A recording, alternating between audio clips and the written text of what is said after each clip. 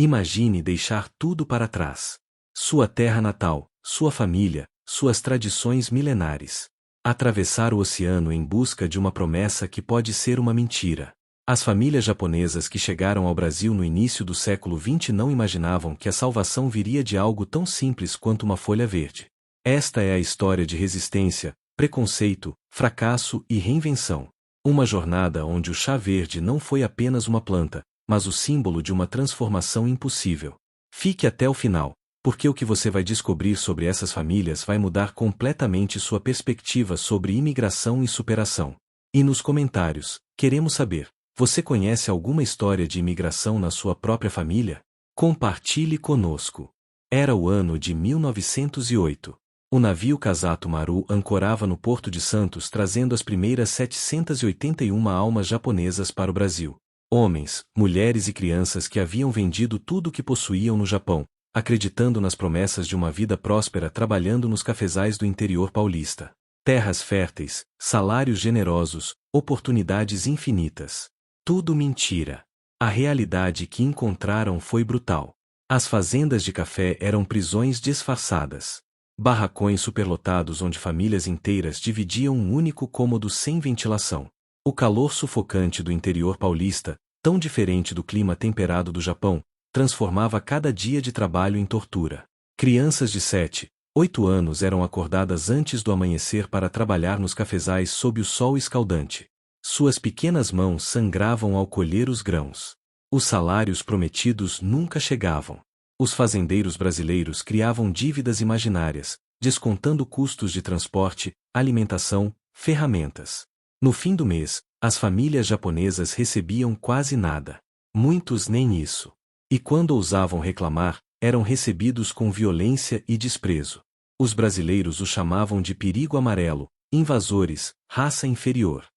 O preconceito era tão visceral que comerciantes na cidade se recusavam a vender comida para japoneses. As doenças tropicais dizimavam as famílias. Malária, febre amarela, desenteria. Sem acesso a médicos, muitos morriam em silêncio. Os cemitérios das fazendas ficavam repletos de pequenos túmulos, marcados apenas com pedras. Mães enterravam filhos. Maridos enterravam esposas. E o trabalho continuava, indiferente ao luto. O choque cultural era devastador. No Japão, essas famílias tinham dignidade, tradição, respeito. Aqui, eram tratados como animais de carga. A língua portuguesa era incompreensível. Os costumes brasileiros, estranhos e por vezes hostis. O isolamento era completo. Cartas enviadas ao Japão levavam meses para chegar, e as respostas, quando vinham, traziam apenas mais dor. Familiares que haviam ficado para trás rogavam notícias, mas como contar a verdade? Como admitir que o sonho havia se transformado em pesadelo? Foi então que algumas famílias tomaram a decisão mais desesperada de suas vidas: desertar. Fugir das fazendas no meio da noite, levando apenas o que conseguiam carregar. Era um risco imenso. Sem dinheiro, sem conhecer o país, sem falar a língua. Mas a alternativa era morrer lentamente naqueles cafezais malditos. Essas famílias se espalharam pelo interior paulista, procurando terras que pudessem comprar. E as únicas terras que conseguiam pagar eram aquelas que ninguém mais queria.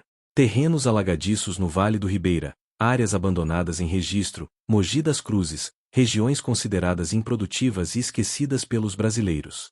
Terras onde nem mesmo os mais pobres ousavam tentar cultivar. Os japoneses compraram essas terras por preços ridículos.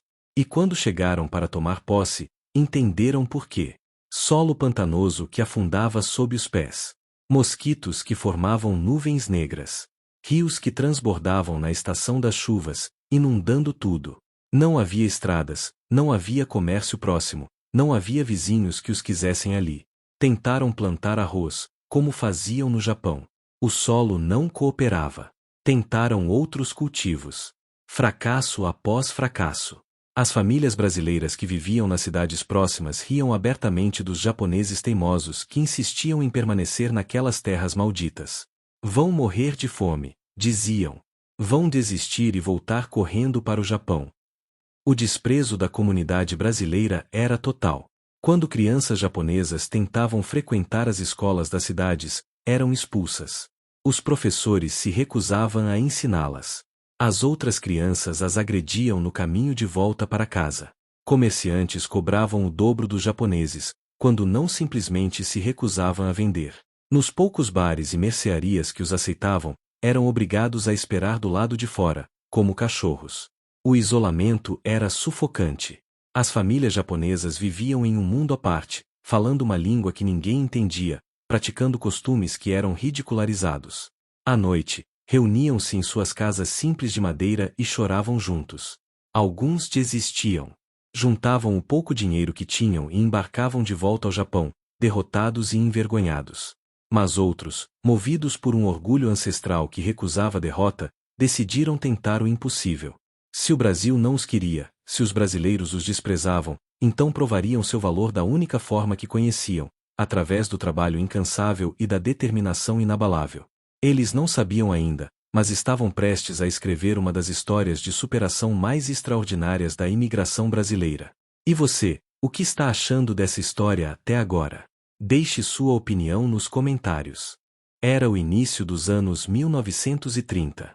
Enquanto o mundo se preparava para mergulhar na Grande Depressão, nas terras esquecidas do Vale do Ribeira, algo extraordinário começava a acontecer.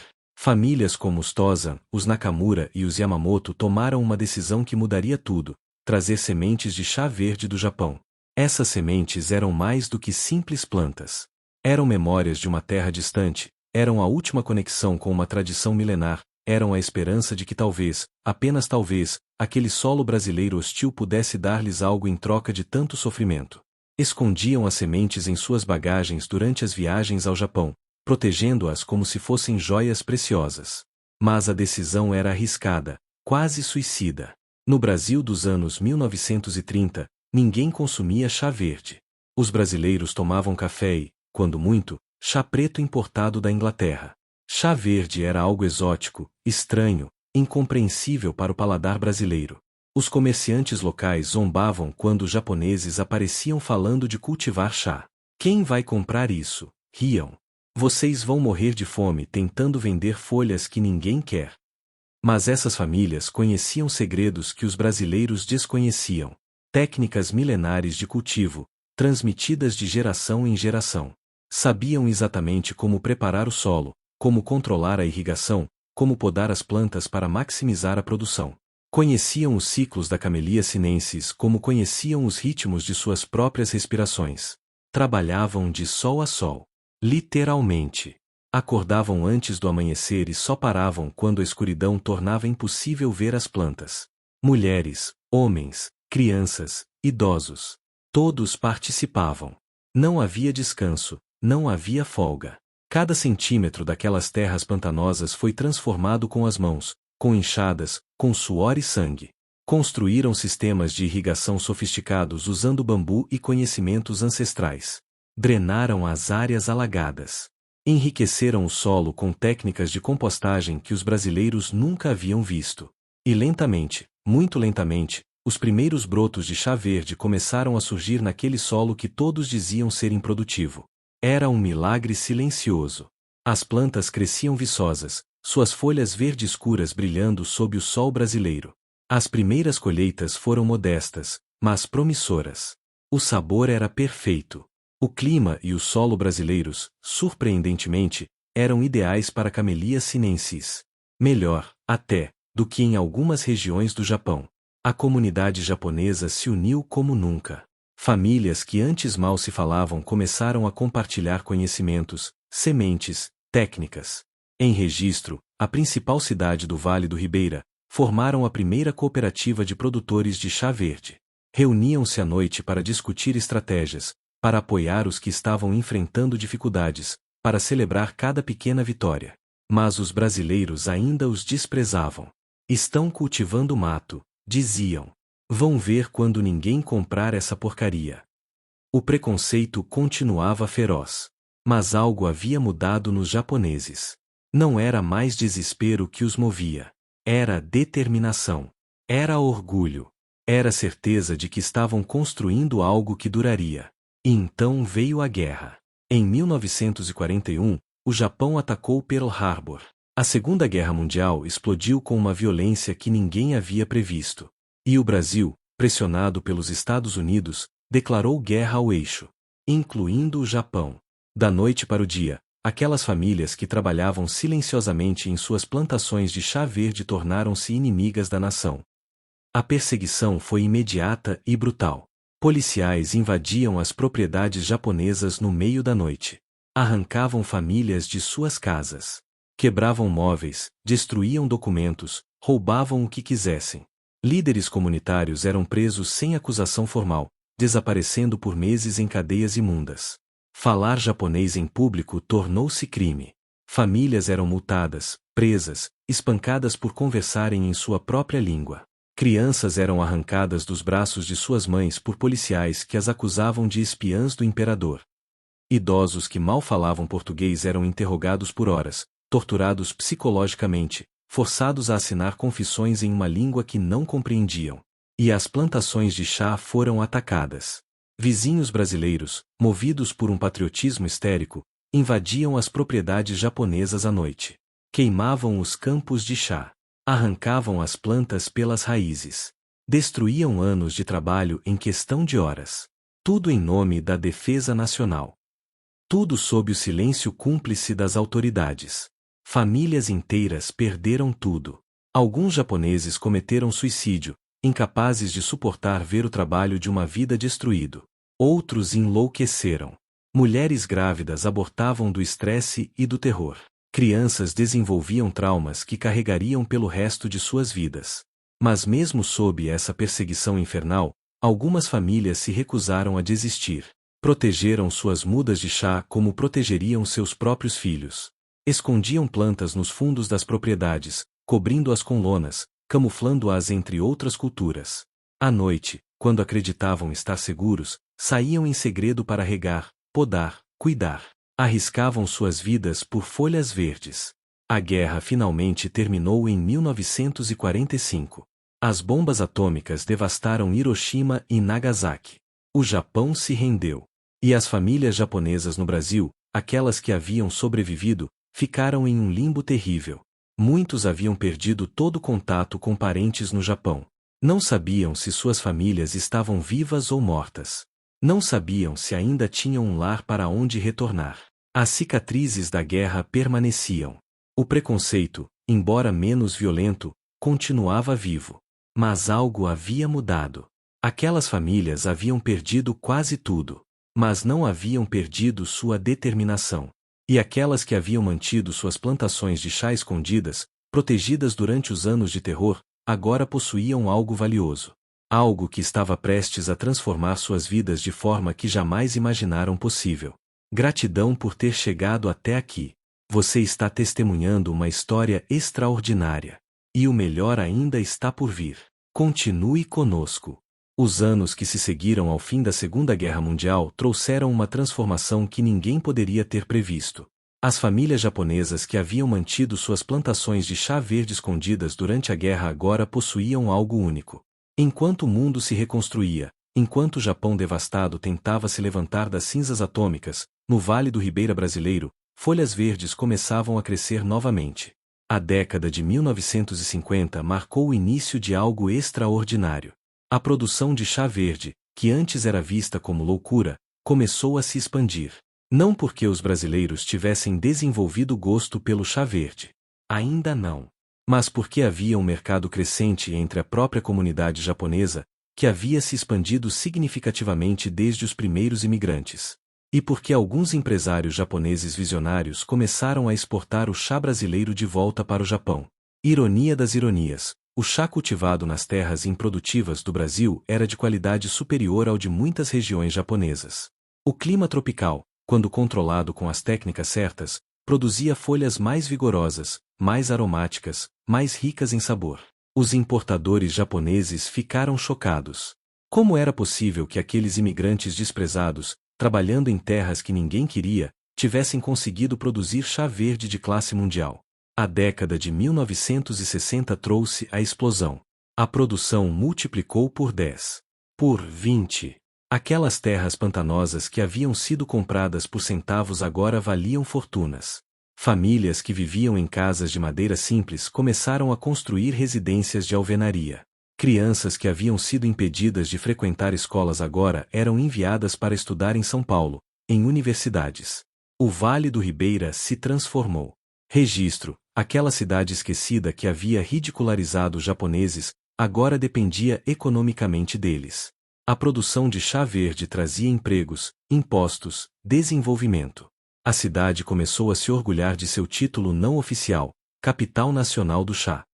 As mesmas ruas onde japoneses eram humilhados agora ostentavam placas em japonês.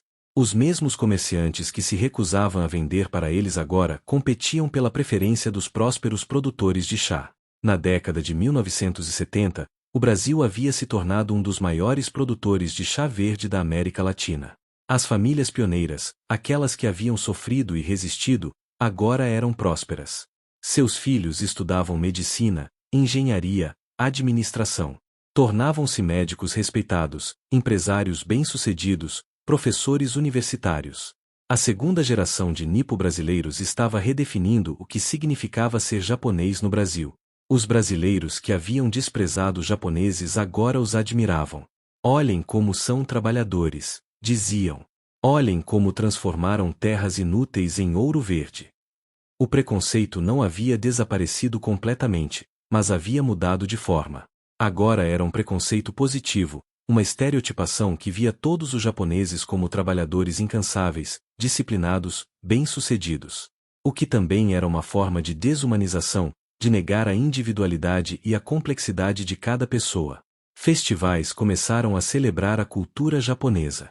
Em Registro e outras cidades do Vale do Ribeira, eventos anuais atraíam milhares de visitantes. Apresentações de taiko, cerimônias do chá, danças tradicionais, comida japonesa. O que antes era ridicularizado agora era exotizado, comercializado, transformado em atração turística. Mas por trás dessa fachada de sucesso e integração, havia histórias que ninguém queria contar. Histórias de famílias destruídas pela pressão de manter o legado. Pais que haviam trabalhado até a morte, literalmente, para construir o império do chá verde. Mães que haviam envelhecido prematuramente sob o peso de expectativas impossíveis. Havia histórias de suicídios. Produtores que, incapazes de suportar uma safra ruim ou uma dívida bancária, tiravam suas próprias vidas. A taxa de suicídio entre homens japoneses no Vale do Ribeira era alarmantemente alta, mas ninguém falava sobre isso. Era um tabu dentro do tabu, uma vergonha que as famílias escondiam desesperadamente. Havia histórias de casamentos arranjados que fracassavam em silêncio. Filhas forçadas a se casar com filhos de outras famílias produtoras para consolidar propriedades, para manter negócios. Mulheres infelizes presas em casamentos sem amor, suportando abusos em nome da preservação da honra familiar. Homens aprisionados em expectativas de serem provedores perfeitos, incapazes de expressar vulnerabilidade ou pedir ajuda. E havia o conflito geracional. A terceira geração de nipo-brasileiros não queria mais saber de plantar chá. Haviam crescido em casas confortáveis, estudado em boas escolas, desenvolvido sonhos que não envolviam acordar às 4 da manhã para colher folhas. Queriam ser artistas, músicos, escritores. Queriam viver nas grandes cidades, experimentar o mundo além das plantações. Os pais e avós viam isso como traição. Nós sacrificamos tudo por vocês, diziam. Sofremos, sangramos, quase morremos para construir isso. E vocês querem jogar tudo fora? Os filhos respondiam: nós não pedimos esse sacrifício. Não queremos carregar esse peso. As famílias se fragmentavam. Pais que não falavam com filhos por anos. Irmãos que se tornavam estranhos. Havia também o conflito de identidade. A segunda e terceira geração lutavam para entender quem eram. Japoneses? Brasileiros? Ambos? Nenhum. No Japão, eram vistos como estrangeiros, como brasileiros. No Brasil, apesar das gerações, ainda eram chamados de japoneses. Pertenciam a dois mundos e a nenhum ao mesmo tempo. Muitos jovens nipo-brasileiros rejeitavam a herança cultural. Recusavam-se a aprender japonês, a participar de festivais, a seguir tradições. Queriam ser apenas brasileiros, sem hífens, sem qualificações.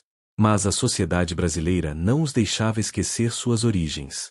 Sempre havia alguém puxando os olhos, fazendo piadas, perguntando de onde você é de verdade. Hoje, as plantações de chá verde no Vale do Ribeira continuam verdes e prósperas. O Brasil produz milhões de toneladas de chá verde anualmente. Muitas das propriedades originais ainda pertencem às mesmas famílias, agora na quarta ou quinta geração. Registro celebra anualmente sua herança japonesa com festivais que atraem visitantes de todo o país. Mas quando você passa pelos campos de chá, quando vê as fileiras perfeitamente ordenadas de Camellia sinensis brilhando sob o sol brasileiro, precisa lembrar o que cada uma dessas folhas representa. Elas carregam memórias de dor, de famílias separadas, de crianças que trabalharam quando deveriam estar brincando, de homens e mulheres que foram desprezados, humilhados, perseguidos.